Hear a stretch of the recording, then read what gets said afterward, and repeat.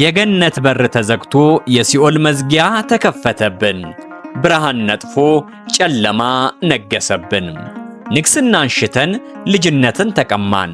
አምላክን ሸሽተን ዳቢሎስን ቀረብን። ጽድቃችን መርገም፣ ማግኘታችን ማጣት፣ መውጣታችን መውረድ፣ ሰላማችን ህውከት ሆኖ ዘመናትን አስቆጠርን። ነቢያት ጽድቅን ሽተው መርገምን ተቀዳጁ። እግዚአብሔር የእኛን ጉስቁልና ተመልክቶ ያድነን ዘንድ ወደ ቀደመ ክብራችንም ይመልሰን ዘንድ ወደደ።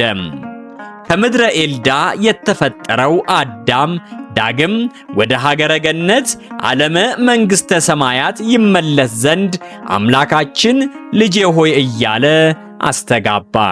ከምስራቅ እስከ ምዕራብ፣ ከደቡብ እስከ ሰሜን፣ ከበርባሮስ እስከ አርያም የምድር ዋልታዎችን ሁሉ አሸተተ። ከአንዲት ሴት በስተቀር ንጽሕት ብጽሕት የሆነ አካልን ግን አላገኘም። ወደ ኋላ 7 ትውልድ ስንቆጥር ቴክታና ጴጥራቃ የተባሉ ባልና ሚስት ነጭ እምቦሳ ከበረታቸው ስትወጣ እምቦሳይቱ እምቦሳ እየወለደች እስከ 6 ትውልድ ስትደርስ 6ኛይቱም ጨረቃን ጨረቃዋም ፀሐይን ስትወልድ በሕልማቸው የተመለከቷትን ገና በሆድ ሳለች ድንቅ ታምራትን ስታደርግ የነበረችውን የሐናና የኢያቄም ፍሬ የሆነችውን ድንግል ማርያምን ተመለከቷት።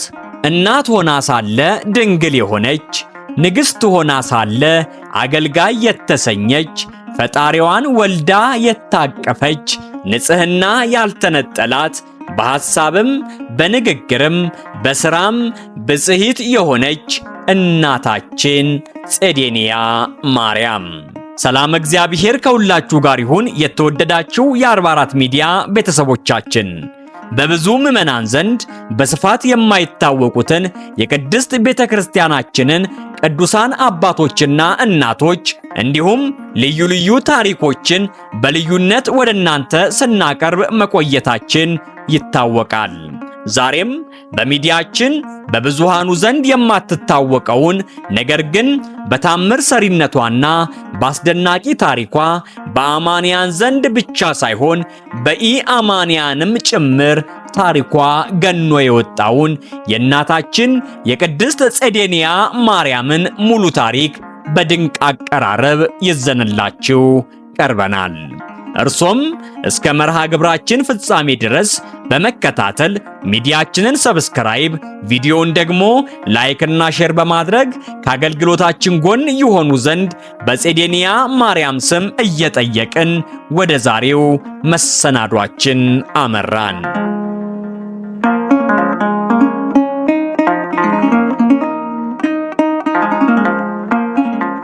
አባታችን አብርሃም በእንግዳ ተቀባይነቱ ቅድስት ሥላሴን በቤቱ አስተናግዷል።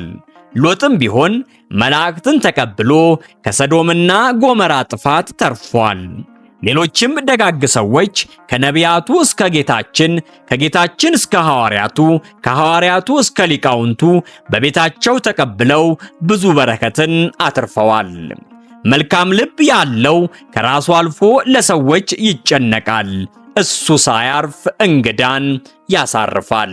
ይህ በጎ ምግባር ደግሞ በክርስትናው ዓለም የተለመደ የደጋጎች መገለጫ በጎ ተግባር ነው።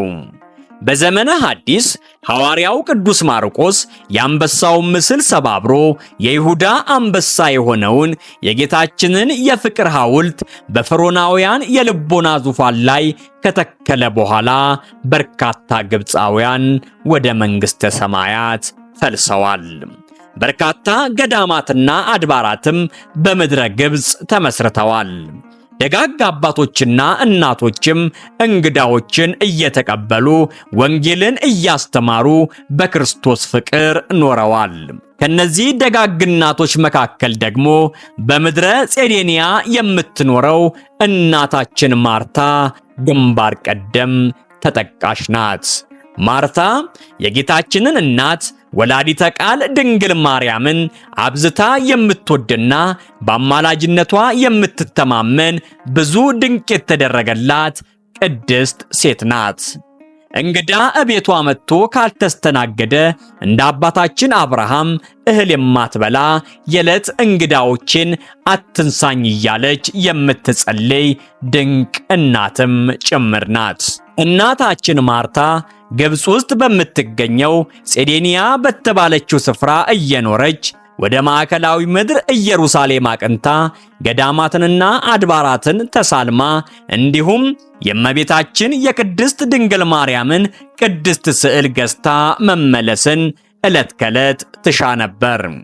ነገር ግን በሷ ቤት እየተስተናገዱ ወደ ተለያዩ ገዳማት የሚጓዙ እንግዶቿን ትታ መሄድን አልመረጠችም።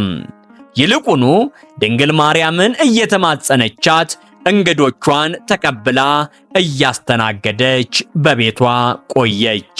ታዲያ ከዕለታት በአንደኛው ቀን እንደዚህ ሆነ።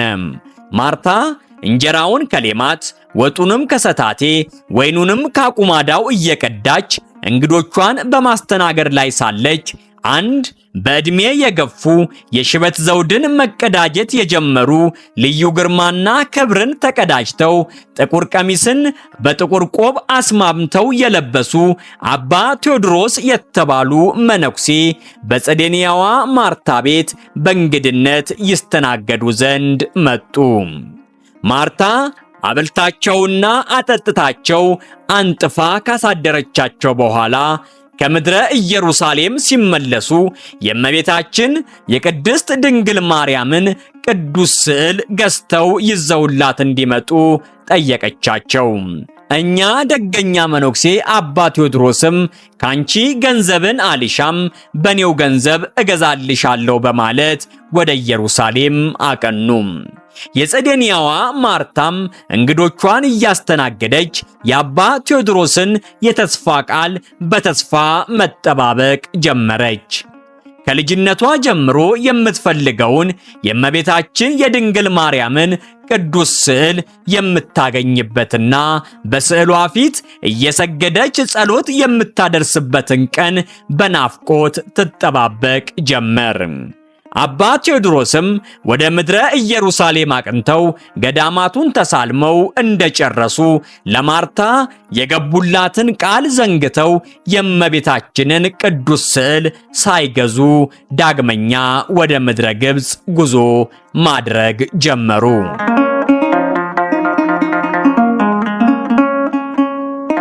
ዲያብሎስ ሐሳባቸውን ሰወረባቸው።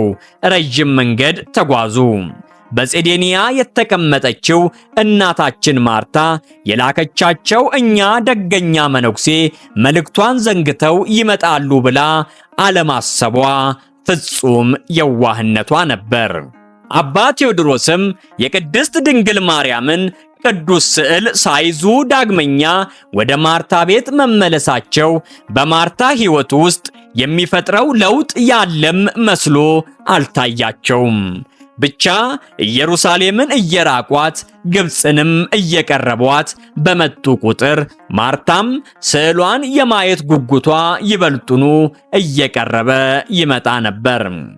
በአቅራቢያዋ ላሉት ሰዎችም የዘመናት ሕልሟን እግዚአብሔር ሊሞላላት እንዳሰናዳት እየነገረቻቸው በምትኩም የእንኳን ደሳለሽ ጋጋታን ታስተናግድ ነበር።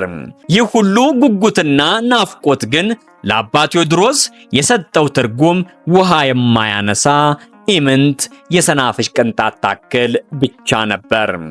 ያቺ ኢሳይያስ ከእሴይ ስር በትር ትወጣለች አበባም ከእርሷ ይወጣል ብሎ ትንቢት የተናገረላት ልበ አምላክ ዳዊት የወርቅ ልብስ ተጎናጽፋ ንግሥቲቱ በቀኝ ትቆማለች ብሎ የዘመረላት ደገኛ እናት ቅዱስ ዮሐንስም በራዩ ፀሐይን የተጎናጸፈች ጨረቃን የተጫማች 12 ከዋክብት አክሊል በራሷ ላይ ያላት በማለት ተባብረው የመሰከሩላት ቅድስት ቅዱስ ያሬድ ነጭ ዕንቁ ያላት ጠቢቡም ሙሽራዬ ሆይ ከሊባኖስ ከኔ ጋር ነይ ብሎ ምጽአቷን የቆጠረላት ድንግል ማርያምን የጸዴንያዋ ማርታ በቤቷ ሆና የጌታዬ እናት የእመቤቴ ቅድስት ስዕል ሆይ ከኢየሩሳሌም ወደ ጼዴንያ በክብር ነይ እያለች ትዘምር ትጸልይ ነበር።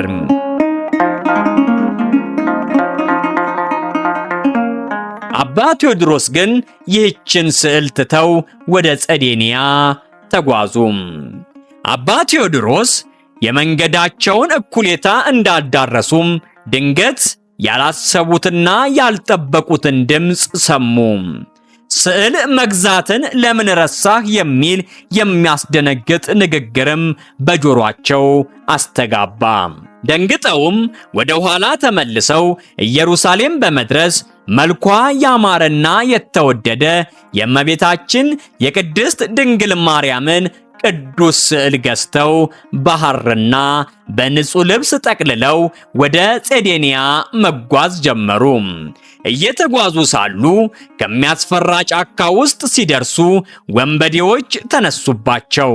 ሊሸሹ ሲሉም መንገድህን ሂድ የሚል ቃል ከስዕሏ ወጣ። መነኩሴውም መንገዳቸውን በሰላም ተጓዙ።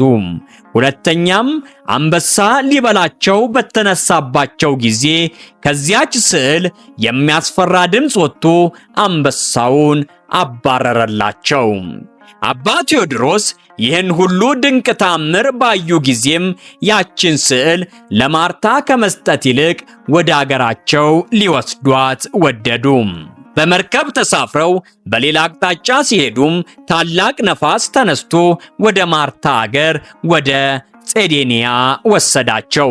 ከመርከብም ወርደው ከብዙ እንግዶች ጋር ወደዚያች መበለት ቤት ደረሱ። ነገር ግን ማንነታቸውን ለማርታ አልገለጡላትም፣ እርሷም አላወቀቻቸውም ነበር። በማግስቱም ማርታ ሳታውቃቸው ስዕሉንም ሳይሰጧት ወደ አገራቸው ሊሄዱ ሲሉ የቅጽሩ በር ጠፍቶባቸው ሲፈልጉ አሉ። በመሸባቸውም ጊዜም ወደ ማደሪያቸው ተመለሱ።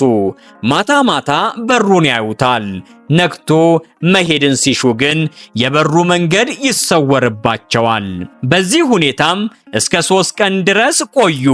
ማርታም አባቴ ሆይ አእምሮህ ተነክቷልን? ስትቅበዘበዝ አይሃለሁና ምን ሆነክ ነው ስትል ጠየቀቻቸው። እርሳቸውም ከእመቤታችን ስዕል የተደረገውን ተአምር ሁሉ ነገሯት። ራሳቸውንም ገለጡላትና ስዕሏን ሰጧት። እርሷም የእመቤታችንን ስዕል ተቀብላ የተጠቀለለችበትን ልብስ በፈታችው ጊዜ ወዝ ከስዕሊቱ ሲንጠፈጠፍ አገኘች። ከደስታዋ ብዛት የተነሳም የአባ ቴዎድሮስን እጃቸውንና እግራቸውን ሳመች። ስዕሏም ቅዱስ ሉቃስ የሳላት የእመቤታችን የቅድስት ድንግል ማርያም ቅድስት ስዕል ነበረች። ከዚህም በኋላ ያችን ስዕል ወደ ጸሎት ቤቷ ወስዳ በታላቅ ክብር አኖረቻት። ማንም እንዳይዳስሳትም የነሐስ መስኮትን ሰራችላት። በቀንና በሌሊትም የሚያበሩ መቅረዞችን በፊቷ ሰቀለች። ከመቅረዞቹ ውጭም የሐር መጋረጃን ጋረደች። ከስዕሊቱ በታችም እየተንጠፈጠፈ የሚወርደው የወዝ ቅባት የሚጠራቀምበት ከእብነ በረድ የተሰራ ወጪት አኖረች። አባ ቴዎድሮስም እስከሚሞቱበት ቀን ድረስ የእመቤታችን ድንግል ማርያምን ስዕል እያገለገሉ ኖሩ።